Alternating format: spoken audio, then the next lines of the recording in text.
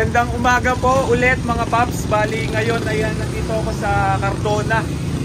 At tumigil ako dahil may naamoy naman akong 2-stroke. May nakita tayo na Kawasaki Brutus na 140. Pagkakaalam ko ito yung modelo. Hindi ko lang sure kung anong niya kung anong year model. Pero lapitan natin si sir. Nakita ko yung Brutus niya. Ayan.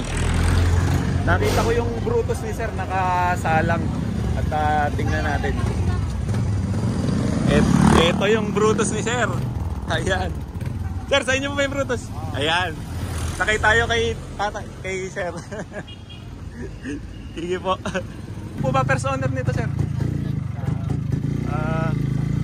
Ayan. Anong year model po ito sir? 2001. Ayan mga paps, 2001 pala itong Brutus ni sir. Ang pangalan mo ulit sir? Michael. Sir Michael, ayan, shoutout sa mga taga Cardona ito na mahilig sa Brutus. Ayan si Sir Michael.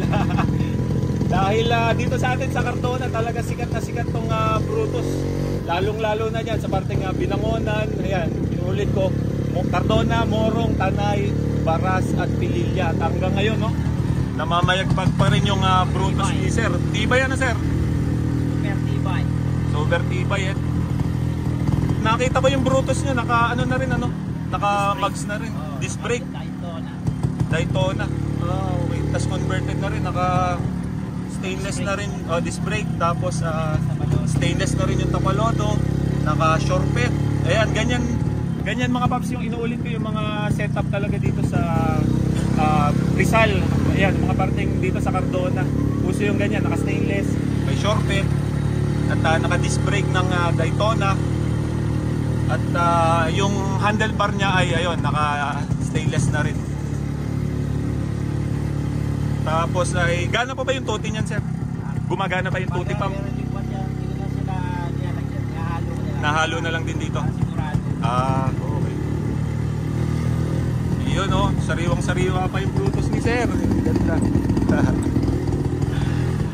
At yun nga pala mga paps, natutuwa kasi ako sa Brutus dahil yung tunog nito talagang alam mo yung tunog ng Brutus sir. Yung lutong niyan, tsaka yung lagapak.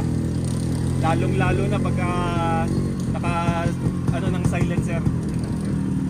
Yung nakakabit ditong silencer yun? Stock pa rin sir? Palaman po ito. Yung may balimbing pa sa loob. Ayun. Kaya ang tunog niya mga paps, ayan. Pakinggan natin. Ano siya yung hindi siya yung sobrang lutong. May konting parang halingking ang tawag sa ganun eh. Parang swabe lang. Ayan. Ganda. Kasi yung maingay, yung palagapak. Malagapak ka rin. So, yun yata yung mga tunog ng silencer na pang tanay. Ayun yung unang walang siyang lupit. Oo. Ayun. Katuwa sir. Ano pa nagustuhan mo dito sir sa Brutus? Sobrang tibay. Matibay sa maintenance. Yun. Ay oo. Kasi ang maintenance lang nito ay tuti lang. Yung mga parts ng wala naman tong valve, wala ring Hindi ba nabababa ang makina nito? Hindi pa ba nabababa sir? O tingnan nyo mga paps, ilang taon na anong year model to sir? 2001. Tingnan nyo gaano katibay ang Brutus mga paps oh. At hanggang ngayon sabi ni sir, hindi pa rin daw nabababa ang makina. Tingnan nyo na. Halos 2 dekada na ang Brutus, kaya talagang sobrang tibay. At hanggang ngayon namamayagpag pa rin. Araw-araw. Sana. Di ang bore pa nito standard pa rin sir. Tingnan nyo mga paps. Paano hindi titibay talaga ang Brutus. Tsaka yung mga HD3 talagang ibang 2-stroke, lalo na pagdating sa Kawasaki. Kasi naka-design to talaga ng pang heavy duty. Ano sir? Kaya yung kahit mga karga punong-puno, nako hindi atrasan ng Brutus yan sir. Sampalok. Ayun, sa Sampalok Tanay, tingnan nyo na, matarik pa dun. Talagang umaahon pa yan. Tsaka hindi talaga susukuhan yan ng Brutus.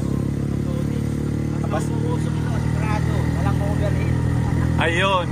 Alaga lang sa tuti sir? Ang buhay ng tuti. Oo.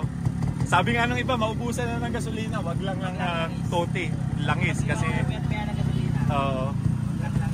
Kaya wag lang langis. Ayan, ata. Ang sarap ng biyahe ni Sir. Balingan, Sir.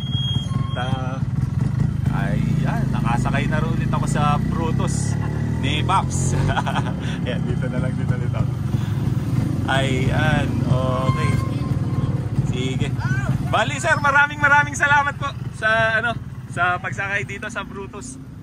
At yan, maraming salamat po pala sa mga viewers natin na nanonood ng Kawasaki Brutus. Kaya thank you po. Ingat sa atin lahat. God bless.